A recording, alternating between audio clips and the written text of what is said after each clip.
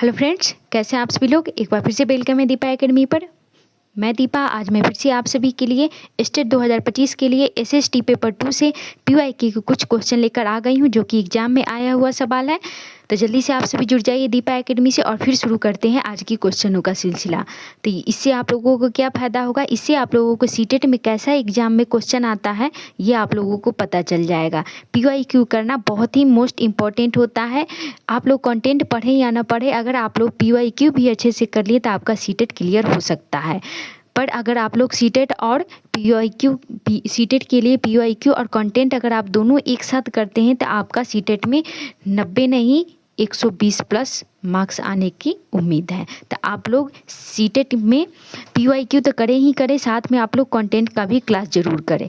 तो चलिए शुरू करते हैं आज की क्वेश्चनों का सिलसिला। उससे पहले आप लोग जो भी पहली बार इस चैनल पर आए हो तो प्लीज़ चैनल को सब्सक्राइब कर लीजिएगा और सभी लोग एक बार क्लास को शेयर कर दीजिए और लाइक कर दीजिए। और ये रहा आपके सामने पहला क्वेश्चन, इसे पढ़िए और इसका राइट आंसर आप लोग कमेंट में दीजिए। तो पहला क्वेश्चन क्या पूछ रहा है आप लोगों से, निम्नलिखित कथनों ए और आर को पढ़िए और उपयुक्त विकल्प का चयन कीजिए। तो कथन ए क्या बोल रहा है, ईवी रामास्वामी ने भूतपूर्व मद्रास प्रेसिडेंसी में स्वाभिमान आंदोलन शुरू किया था। और कारण आर है, उन्होंने ऐसा लोगों को समाज में जातिगत भेदभाव के खिलाफ संघर्ष करने के लिए किया। तो क्या हो जाएगा इसका राइट आंसर, आप लोग जल्दी उससे बताइए। ऑप्शन क्या है, ए और आर दोनों सही है और ए आर की सही व्याख्या करते हैं। तो कथन पहले देख लेते हैं सही है या नहीं है। तो ईवी रामास्वामी ने भूतपूर्व मद्रास प्रेसिडेंसी में स्वाभिमान आंदोलन शुरू किया था, ये बिल्कुल सही है। तो क्यों किया था, उन्होंने ऐसा लोगों को समाज में जातिगत भेदभाव के खिलाफ संघर्ष करने के लिए किया, ये भी सही है। तो क्या हो जाएगा इसका राइट आंसर, ए और आर दोनों सही है और ए की आर सही व्याख्या करते हैं। A will be right answer हो जाएगा।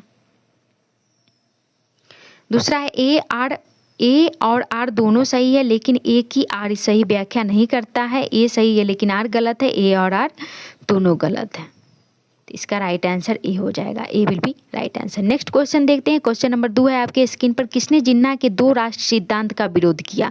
क्वेश्चन दूसरा क्या पूछ रहा है आप लोगों से, किसने जिन्ना के 2 राष्ट्र सिद्धांत का विरोध किया था। तो सरदार वल्लभ भाई पटेल ने किया था, खान अब्दुल गफ्फार खान ने किया था, ऑप्शन सी है वीर सावरकर ने किया था और ऑप्शन डी है मौलाना आज़ाद ने किया था।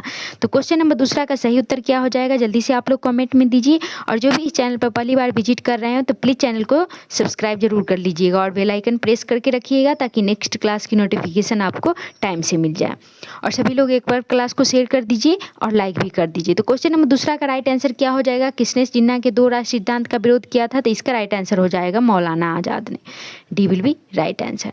नेक्स्ट क्वेश्चन देखते हैं। क्वेश्चन नंबर तीसरा है आपके स्क्रीन पर, ये क्वेश्चन आप लोगों का पीवाईक्यू है, प्रीवियस ईयर क्वेश्चन है, यानी कि एग्जाम में आया हुआ सवाल है। तो 1857 के विरोध के बारे में निम्नलिखित कथनों पर विचार कीजिए। 1857 के विरोध के बारे में निम्नलिखित कथनों पर विचार कीजिए। तो पहला है, मई 1857 में भारी विद्रोह का आरंभ हुआ था। ऑप्शन दूसरा है, यह उपनिवेशवाद के विरुद्ध सबसे बड़ा अप्रत्यारोधी आंदोलन था। और ऑप्शन तीसरा है, इसमें सिपाहियों और जनसाधारण ने बड़ी संख्या में भाग लिया था। तो कौन सा कथन सही नहीं है, यहाँ पे देखना है नहीं, क्योंकि हम कभी कभी नहीं देखते हैं और हम इसका राइट आंसर लगा देते हैं, इसमें गलत आंसर देना है। तो क्वेश्चन नंबर तीसरा का सही उत्तर क्या हो जाएगा, मई 1857 में भारी विद्रोह आरंभ हुआ था, ये बिल्कुल सही है। यह उपनिवेशवाद के विरुद्ध सबसे बड़ा अप्रत्यारोधी आंदोलन था, ये गलत है। इसमें सिपाहियों और जनसाधारण ने बड़ी संख्या में भाग लिया था, ये भी सही है। तो यहाँ पे नहीं पूछा गया है, तो इसका राइट आंसर हो जाएगा दूसरा, केवल बी। तो इसका राइट आंसर बी हो जाएगा, B will be right answer. Next question देखते हैं। क्वेश्चन नंबर चौथा है, ए और बी कथनों पर सहायक संधि के संदर्भ में विचार कीजिए और सही विकल्प का चयन कीजिए। तो इसका कथन पढ़िए और सही उत्तर इसका कमेंट में दीजिए। तो कथन ए क्या बोल रहा है, भारतीय शासकों को अपनी स्वतंत्र सशस्त्र सेवा रखने की अनुमति थी। और कथन बी क्या बोल रहा है, भारतीय शासकों को ईस्ट इंडिया कंपनी को भुगतान करना पड़ा था। तो क्या हो जाएगा इसका सही उत्तर, जल्दी से आप लोग कमेंट में दीजिए। इसका सही उत्तर क्या हो जाएगा, ए और बी दोनों सही है, ए और बी दोनों गलत है। ए सही है लेकिन बी गलत है और ऑप्शन चौथा है, ए गलत है लेकिन बी सही है। तो क्वेश्चन क्या है, भारतीय शासकों को अपनी स्वतंत्र सशस्त्र सेवा रखने की अनुमति थी। ऐसा नहीं था, ये गलत हो जाएगा। और भारतीय शासकों को ईस्ट इंडिया कंपनी को भुगतान करना पड़ता था, तो ये बिल्कुल सही है। तो इसका राइट आंसर हो जाएगा, ए गलत है लेकिन बी सही है, D will be right answer.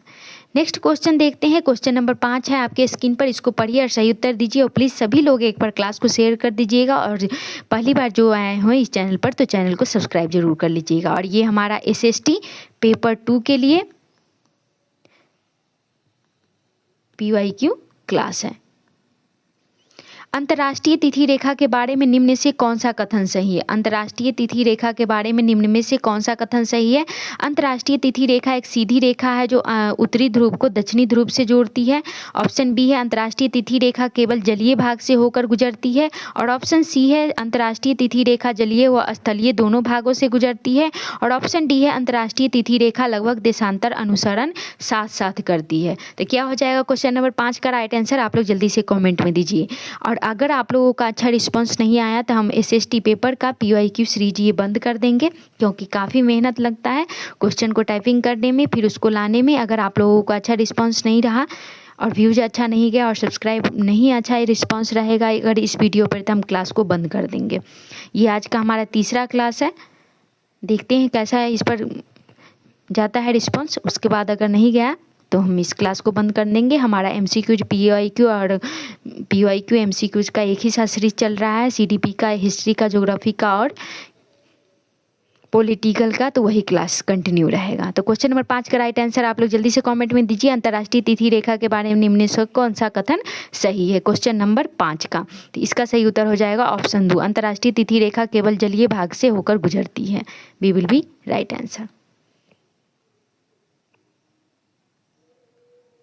Next question देखते हैं। क्वेश्चन नंबर 6 है, निम्नलिखित कथनों ए और आर दोनों को पढ़िए, उपयुक्त विकल्प का चयन कीजिए। कथन ए, अपने स्थान से ध्रुव तारे का कोण मापकर आप अपने स्थान का अक्षांश जान सकते हैं। ऑप्शन कारण आर बोल रहा है विषुवत वृत्त से दोनों तरफ ध्रुव के बीच की दूरी पृथ्वी के चारों ओर के वृत्त का 1/4 है। तो क्या हो जाएगा क्वेश्चन नंबर 6 का राइट आंसर? जल्दी से आप लोग कॉमेंट में बताइए।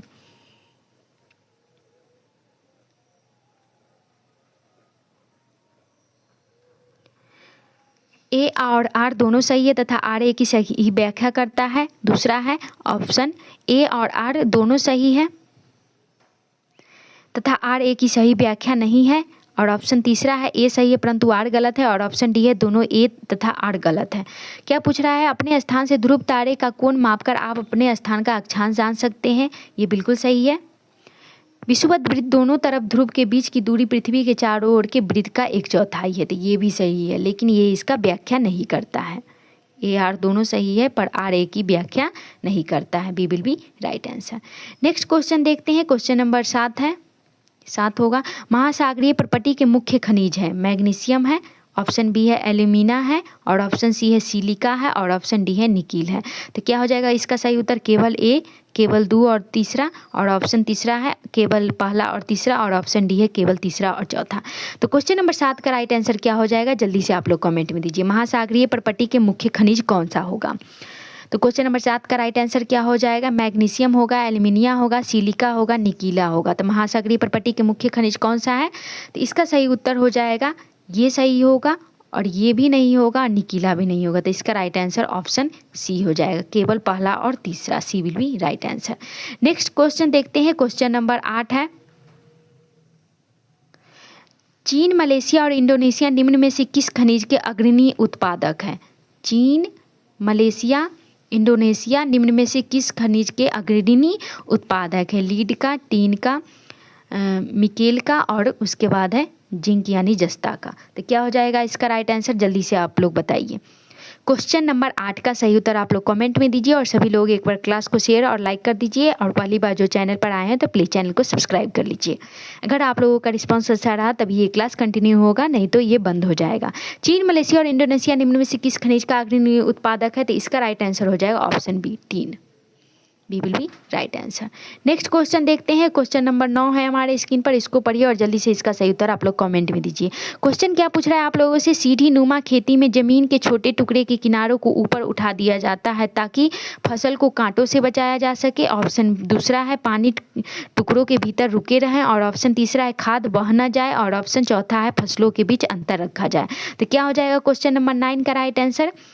सीढ़ी नुमा खेती, सीढ़ी नुमा खेती में जमीन के छोटे टुकड़े के किनारों को ऊपर उठा दिया जाता है। क्यों उठा दिया जाता है, इसका सही उत्तर आप लोग जल्दी से कमेंट में दीजिए।